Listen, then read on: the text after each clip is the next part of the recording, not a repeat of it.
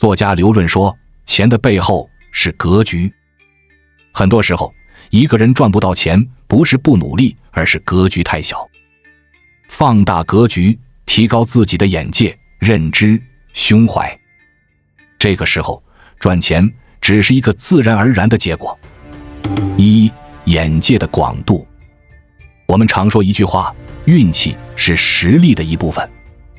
很多时候，如果一个人眼界有限，就算运气到了身边，也抓不住。眼界越广，抓机会的能力就越强。古代书圣王羲之曾用书法《黄庭经》换了一只白鹅，1000年以来传为佳话。齐白石有一天突发奇想，也想效仿王羲之。听到门外有个小贩在吆喝卖白菜，于是在纸上画了一颗白菜，就去外面找小贩。小贩见到齐白石，赶忙招呼他。齐白石说：“我拿这画的白菜换你一车白菜，怎么样？”小贩一听，都以为自己听差了，随即反应过来，拿一张画的假白菜要换我一车真白菜，想得美！要不是看你年纪大，我非打你一顿。齐白石只好灰溜溜地走了。后来这个小贩才知道，这老人就是齐白石，这幅画大概可以买下上万车的白菜。他的肠子都悔青了，可是这样的机会却再也没有了。一个人的眼界决定了他的运气。老天对每个人的眷顾都是一样的，不一样的是，有的人识别到了，抓住机会一飞冲天，有的人却让机会白白溜走，空于嗟叹。拓宽自己的眼界，多读书，多旅行，多思考，见多识广，才能准确抓住机会，抓住命运的礼物。2、思维的深度。人生就像下棋，有的人走一步看一步，这样的人眼力浅，多半是臭棋篓子；有的人走一步看3步，对未来的局势有准确的把握和判断，这样的人才是高手。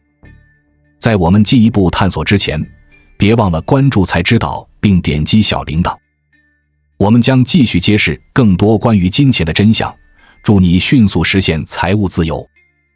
宋代名臣张勇曾在重阳当知县。重阳山地颇多，是远近闻名的茶乡，当地人以种茶为业。在古代，茶叶不仅是刚需品，也是暴利行业。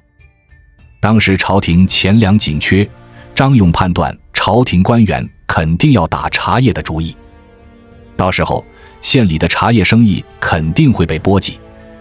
于是下令让县里的百姓全部改种桑树。当地人不明所以，痛骂张勇胡作非为。2年之后，朝廷开始实施茶叶专卖，其他县的百姓纷纷断了生计。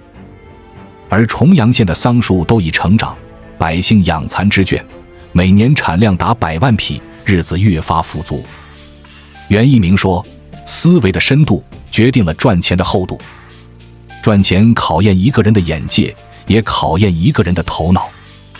对事物深层的认识和判断，才能让人在竞争中获得先机。花1秒钟就看透事物本质的人，和花一辈子都看不清事物本质的人，注定是不同的。提升思维深度，才能打开财富之门。3、品德的厚度。古人说，有德而富贵者，成富贵之事而利物；无德而富贵者，成富贵之事而残身。有德的人拥有财富，有益于天地万物；没有德行的人拥有财富，只能伤害自身。德行是财富的基础，一个人品德过关，才能匹配相对应的财富。明代名臣杨伯的父亲杨瞻曾经在扬州经商，当时候关中有个盐商，把1000金寄放在杨瞻家里，请他代为保管。谁曾想盐商走后一直没有回来。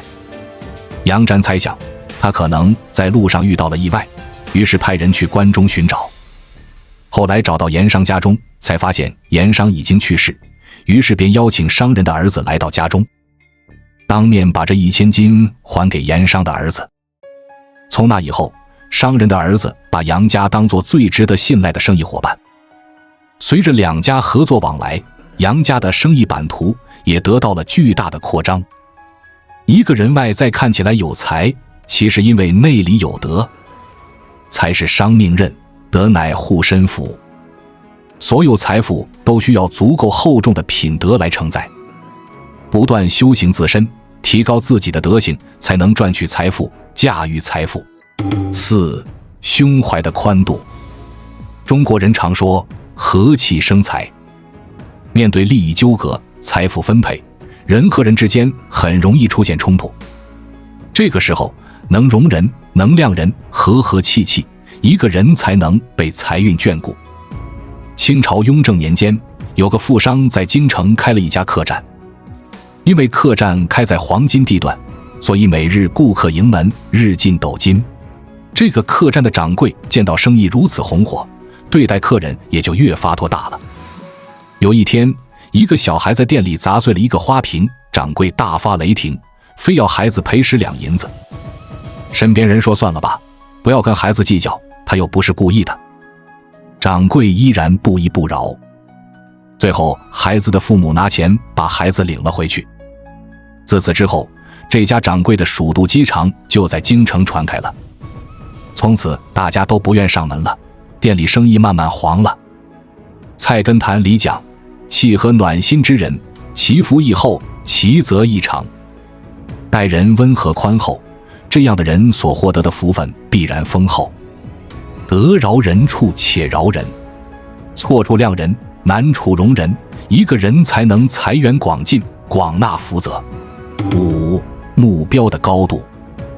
论语里讲，取乎其上，得乎其中；取乎其中，得乎其下；取乎其下，则无所得矣。一个人定下一个高目标，最后可能得到一个中等的结果。如果制定一个中等目标，最后只能达到低等水平。如果定一个很低的目标，最后什么也得不到。山高有攀头，路远有奔头。目标定得高一些，志向立得远大一些，一个人才能有所成就，有所收获。1862年的冬天，山西大雪，晋商乔致庸穿着厚厚的袍子去平遥兑换银子。当时有很多的土匪、乱军，商人扛着银子走在商路上，很不安全。银子周转效率也低，很多商人苦不堪言。当时有家票号叫日升昌，专门做把银子变成银票的生意，解决了大家扛着银子做生意的尴尬。但是日升昌的老板却没什么志气，在全国只有几家分店，而且也只和几个实力雄厚的大商号做生意。这样的服务，普通商家无缘享受。乔致庸在路上立志要建立一家票号，有朝一日汇通天下，让天下所有生意都不再难做。他先后建立大德通和大德丰2个票号，历经朝廷封锁，同行挤兑，用了接近50年的时间，把票号业务开遍全国。凭借一张汇票，让所有商人实现了异地存取。后人考证，乔家的票号史上没有一例误对错对。乔致庸不仅促进了清末货币流通、经济繁荣，他自己也成为一方巨贾。明代学者王阳明曾说，志不立如无舵之舟，无弦之马，飘荡奔逸，终亦何所抵乎？一个人没有志向，注定一事无成。志存高远，心里有个目标，才能找到奋起的动力，前进的航标。不怕路远，就怕志短。发下宏愿，立下志向，再远的地方也终将抵达。曾有人问著名投资人吴军，你接触过那么多商业巨鳄，能不能从他们身上找到一些成功的秘诀，供我们普通人学习？吴军回答得很实在，特别灵验的肯定不可能有。如果真的有，大家都照着做，那也不叫秘诀了。但我回想，那些人的确有个共同点，就是格局都超乎寻常的大。人这一辈子，偶然的成就看运气，必然的成就看格局。你所赚的每一分钱，都是你的格局变现。财经大学教授李国平曾说，想要积聚财富，单靠努力是不行的，你得看懂赚钱机会背后的逻辑。就像有些人吭哧吭哧忙了一辈子，也只能勉强解决温饱。而有些人深挖财富的本质，短短几年就能赚得盆满钵满。所谓赚钱，重点在赚，而非是钱。明白了搞钱的底层逻辑，人就离财富不远了。时间的底层逻辑，赚钱不是靠忙，而是想。20世纪90年代，美国曾提出一个概念，叫做 working poor 穷忙族，指的是那些每天劳碌奔波，但生活水平不高且难以脱离贫困的人。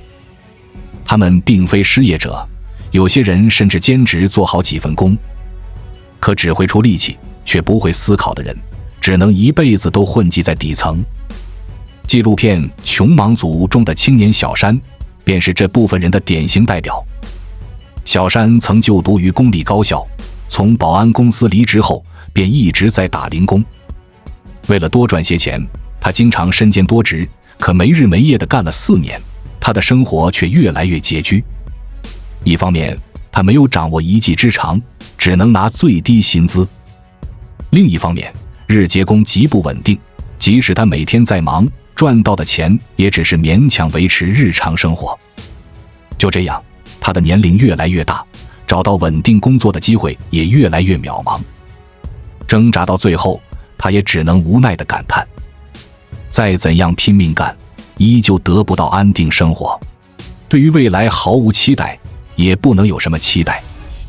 生活中，也许很多人就是这样，每天很忙碌，也很辛苦，但付出往往和收入不成正比，一直在打工，以至于根本没时间停下来考虑以后的出路。于是，在这样越花时间赚钱，却越赚不到钱的循环中，逃不出贫穷的桎梏。作家刘润说，思考是唯一一个对任何人而言没有门槛的逆袭机会。很多人之所以穷，并不是因为他不能吃苦，相反的，他不过是用低水平的勤奋来掩盖从不思考的懒惰。真正有效的努力，是一边低头做事，一边抬头看路。确定了方向，就脚踏实地往前走，遇到了瓶颈，就给自己时间去反思复盘。让手和脑同步运行，你才能在残酷的社会竞争中分到财富的蛋糕。人性的底层逻辑，想要赚别人的钱，就要先把钱让给别人赚。在犹太人的致富心经塔木德中记载着这样一位富商，他叫库兹马，经营着一家古董店。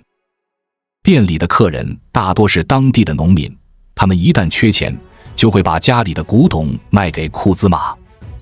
这些古董中不乏假货，可每次有人来卖货，库兹马全都收入囊中。他的店员很不理解，问他，为什么您明知道里面有赝品，还是选择收下呢？库兹马就笑了笑说，我全都收下，让他们多赚点钱，这样他们以后遇到好货，第一时间就会到我这里来。正所谓利可共而不可独。当你想从旁人身上获得好处，最方便的做法就是先让他尝到甜头。凡事先顾全别人，你才能赢得他们的支持，拓宽自己的财路。巨贾范蠡在谈及自己的经商之道时，他说，第一步就是先让利。有一次，他发现齐国的马匹优良，而吴越一带良马稀缺，便打算购马匹运往越国出售。但其越之路匪盗横行，加之路途遥远，若贸然前往，期间花费难以估算。怎么办呢？范蠡打听到，齐国商人姜子盾经常贩卖麻布至吴越地区，沿途也都用钱打点过了。于是他张贴告示，以新店开张免费运货为由，吸引姜子盾上门。就这样，两人顺利达成合作。姜子盾因此省了不少车马费，而范蠡也因为姜子盾的庇护，靠卖马匹赚了很多钱。范蠡曾说，于有利而于人无利者，小商也；于有利而于人亦有利者，大商也。在他看来，总想把利益都攥在自己手里，不仅赚不到钱，还会因此错失很多机会。舍得把自己的利益让出去的人，才能赚到大钱。真正聪明的人，明白这世上所有的成功，从不在于明争暗斗，而在于互相扶持。当你开始学着为别人考虑，你让出去的好处也终会加倍回到你身边。面子的底层逻辑。你穷的时候，脸面最不值钱。有企业家说过这样一段话：当你放下面子赚钱的时候，说明你已经懂事了；当你用钱赚回面子的时候，说明你已经成功了；当你用面子可以赚钱的时候，说明你已经是人物了。当你还停留在那里喝酒、吹牛，啥也不懂还装懂，只爱所谓的面子时，说明你这辈子也就这样了。很多人为了看起来光鲜，只包装自己的外在，却任由真实的生活破破烂烂。可等到肩上的重担越压越沉，才能明白，人穷的时候，其实面子最不值钱。路遥小说《人生》里的高加林，曾是一家民办学校的教师，后来丢了工作，成了农民。他回到农村后，总觉得自己是个文化人，放不下内心的清高。父亲让他去县城卖馍以补贴家用，可他到了集市，东躲西藏，怕碰见熟人。别人都卖完了，他还抹不开面子叫卖，一整天一个馍也没卖出去。后来他得知家中连买盐的钱都凑不够了，他才痛定思痛，脱下了孔乙己的长衫。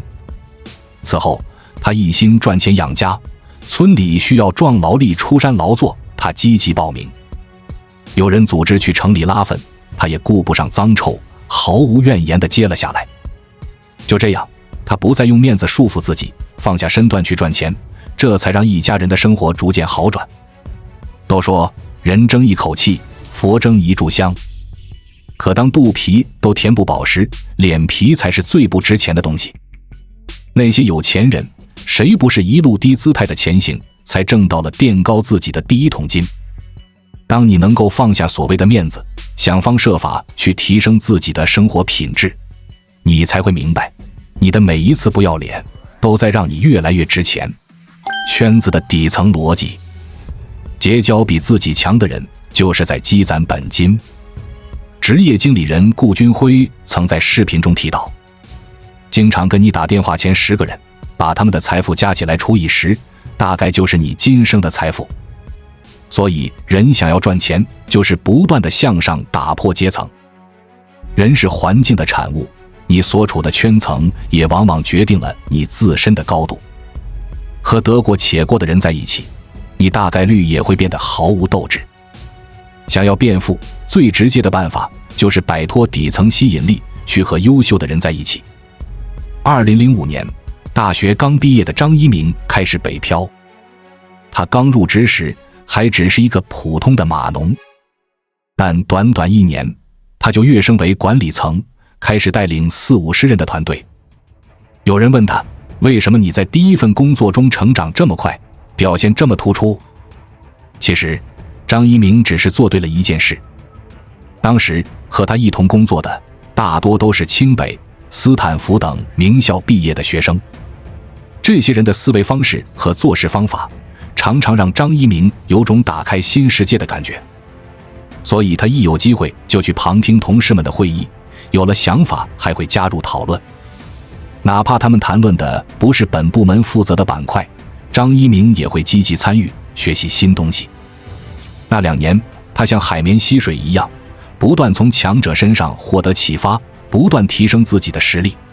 他还把学到的东西融会贯通，逐渐形成了自己的一套方法论。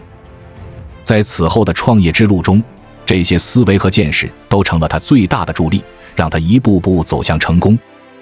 巴菲特说，你要成为一个赢家，就必须和赢家一起奋斗。如果你想成功，就要和优秀的人学习经验。如果你想赚钱，就要和富人并肩同行。脱离拽你向下的圈子，多和比你牛的人打交道。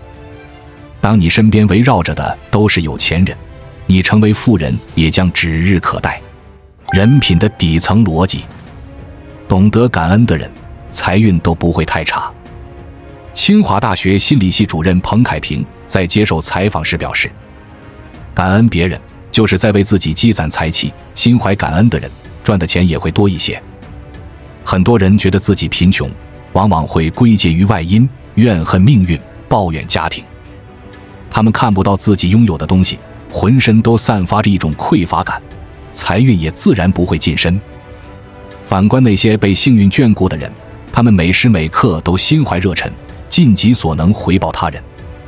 他们向世界投射的善意，最终也会被福报包围。微软总部的办公楼里有一位临时清洁女工，她干着最多的活，拿着最少的工资，却是整个大楼里最快乐的人。她总是面带微笑，对他人的要求倾力相帮，哪怕最冷漠的同事都会被她的热情感染。比尔·盖茨对此很是诧异，忍不住问他：是什么让您每天如此开心呢？女清洁工这才说道：我学历不高，很感激公司能给我这份工作，让我能供我的女儿读完大学，而我唯一能回报的就是尽一切可能把工作做好，一想到这些我就非常开心。比尔·盖茨听后深受感动，邀请他正式成为公司的一员。女清洁工也抓住机会，努力学习计算机，并顺利入职微软，她的薪资翻了数倍。这个世界上所有的好运都有因果，你感念别人的好，别人才愿意给你机会，你以感恩的心态做事，也才会持续得到命运的馈赠。